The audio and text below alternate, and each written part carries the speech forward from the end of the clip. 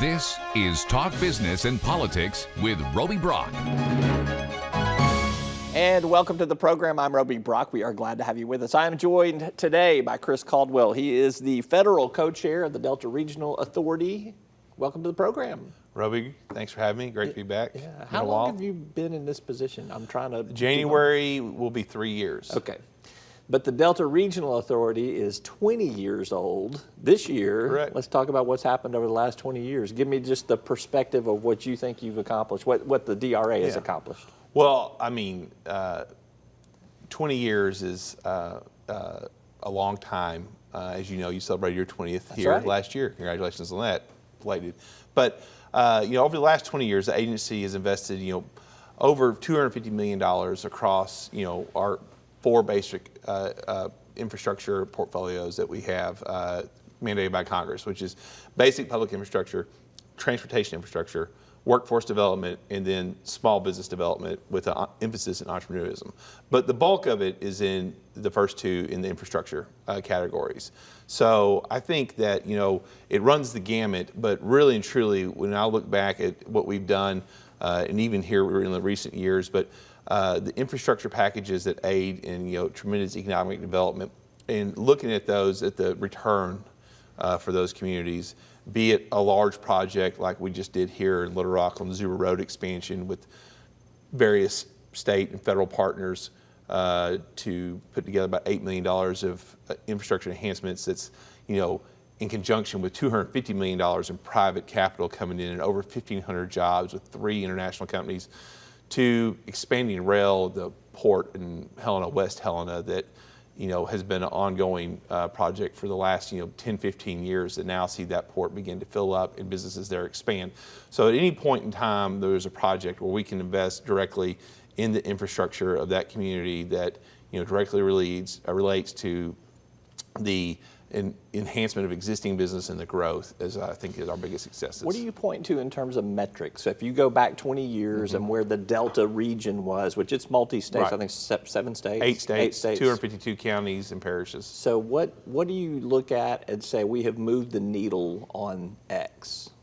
Well, I think, there's a few, obviously, indicators there. I mean, we have in distress metrics change. You'll see, and it's kind of hard because you'll see one year that a county that's been distressed, is off the distress list because of population loss. And so, but really the generational poverty number for me is what we look at, and moving that generational poverty line. And I think there is obviously over 20 years, a lot has changed technology-wise in the way that, in data collection. So we've made some significant changes in how we address that, but moving the generational poverty line, which is, I think one of the biggest indicators of, basically the decline or growth that you see. And we have a lot of, obviously, in our area, exists because there's a lot of depressed, economic communities. Yeah.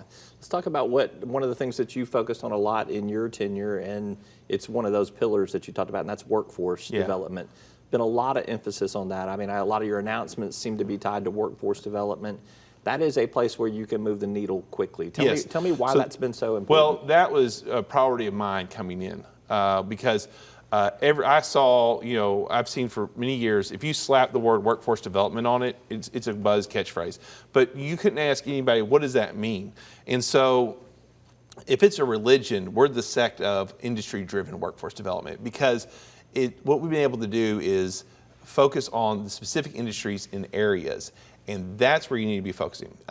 If you left it up to government bureaucrats, being one, we would fund a snowplow operator program in Lake Village, Arkansas. Okay, so through some strategic partnerships where we've really grown the agency's efforts with Department of Labor, our sister agency, Appalachian Regional Commission, and then some creation of our own programs, we've focused on that. So for an example, Black River Technical College in Randolph County partnered with some area hospitals. This is what we are needing specifically in this area, from certified nursing assistants all the way up to nurses. We need you, Black River Tech, to teach that. We're going to come in and be that partner to fund that, to Southeastern College in Pine Bluff, commercial driving license programs, because you can get into these areas in a short amount of time, particularly through apprenticeship models where you're learning while you earn, a much lower barrier and sometimes no barrier to the student, to Arkansas Northeastern College in Mississippi County, with obviously material handling, welding, everything the steel industry needs. They've partnered with those, but just not only that, the vendors of those communities of this is what we're looking for. Because site selectors and economic developers are looking at obviously education. And so if you have a willing partner to help provide that pipeline, you can move that needle really fast. What do you think the DRA's future is? I mean, do you think it's in any jeopardy of losing its funding? It has been on the chopping block before, but it doesn't look like it is at this point in time. And really more specifically, my question is, what should it be doing as you see these external forces changing things in the Delta? Well, first off, I think we've been very blessed over the last 3 years. We have a great relationship with our delegation, our federal delegation. And I think we've been rewarded because of some of the changes we've made over the last 3 years in our budget. So I feel very good about that, particularly in the workforce development side and continuing to drive industry driven. It's been a priority of this administration, but obviously it's a priority of the industries in these areas to have this.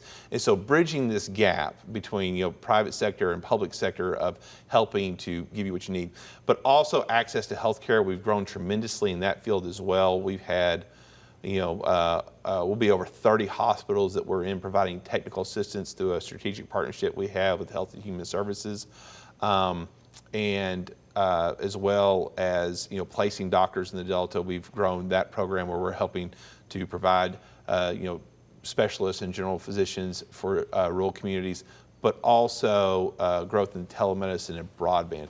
But it really kind of ties back to what we were discussing earlier, is the economic development, because the first two questions a site selector or company looks at is education of my workforce, access to the workforce, and healthcare for my employees. And so I think that we have shifted that way because we've seen that demand and we've seen that need, because there's no point in us just to continue the status quo, but to do, to meet the specific needs. So I perceive that through the near future, we'll continue in that direction, no matter what else. All right. Chris Caldwell, Federal Co-Chair of the Delta Regional Authority. Happy 20th. Thank you. All right. Appreciate you being here. Great to be here. All right. We're back with more right after this.